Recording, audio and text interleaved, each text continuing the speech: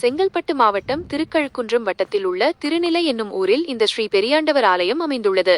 இந்த ஆலயம் பற்றிய விரிவான புராண கதைகள் மற்றும் சிறப்புகள் பின்வருமாறு. புராண வரலாறு.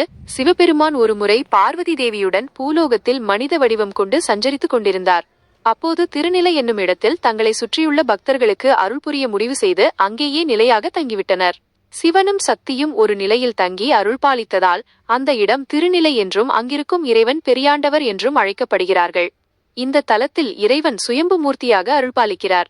இத்தலத்தின் மிக முக்கிய அம்சம் என்னவென்றால், சிவபெருமானை சுற்றி 21 சிவகணங்கள் அக்னி தேவனை போன்று வணங்கும் கோலத்தில் இருப்பதை காணலாம். அன்னை பார்வதி தேவியின் சூலாயுதம் இந்த நிலத்தில் விழுந்தபோது அங்கிருந்த மண் உருண்டைகள் அனைத்தும் சிவகணங்களாக மாறியதாக ஐதீகம். முக்கியத்துவம் மற்றும் வழிபாட்டு முறை. குழந்தை பாக்கியம். இத்தலத்திற்கு வரும் பக்தர்களிடையே இது குழந்தை வரம் தரும் தெய்வம் என்றே பெரிதும் அறியப்படுகிறது. நீண்ட நாட்களாக புத்திர பாக்கியம் இல்லாதவர்கள் இங்கு வந்து மனமுருகி பிரார்த்தனை செய்து முறையாக பரிகாரம் செய்தால் விரைவில் குழந்தை பாக்கியம் கிடைக்கும் என்பது பக்தர்களின் அசைக்க முடியாத நம்பிக்கையாக உள்ளது. பரிகார தலம். வாழ்க்கையில் ஏற்படும் தடைகள், நோய்கள் மற்றும் தீராத கஷ்டங்கள் நீங்க இங்குள்ள சிவபெருமானிடம் வேண்டிக் கொள்வது சிறப்பு வாய்ந்ததாக கருதப்படுகிறது. அமைவிடம். இந்த கோயில் செங்கல்பட்டு மாவட்டம் ஒரகடம் போஸ்ட் திருக்கழுக்குன்றம் தாலுகாவில் திருநிலை கிராமத்தில் அமைந்துள்ளது. தொடர்பு மற்றும் வருகை. கோயில் தினமும் காலை 7 மணி முதல் மாலை 7 மணி வரை நடை திறந்திருக்கும். நீங்கள் நேரிலேயே சென்று இந்த வரலாற்று சிறப்புமிக்க இடத்தை தரிசிக்கலாம்.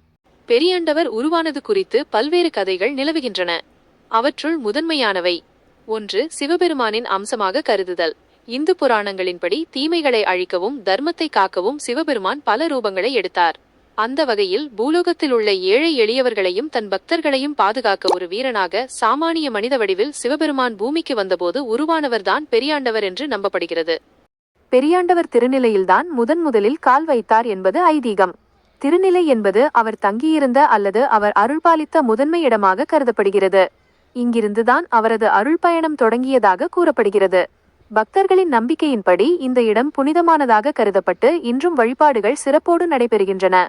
இங்குதான் பெரியாண்டவர் மனித வடிவில் மக்களுக்கு காட்சியளிக்கிறார். இத்தோட இந்த வீடியோ முடிந்தது. இது குறித்து உங்களுக்கு ஏதேனும் சந்தேகங்கள் இருந்தால் கமெண்டில் தெரிவிக்கவும். நாங்கள் அதற்கு பதில் அளிப்போம். நன்றி. மீண்டும் சந்திப்போம்.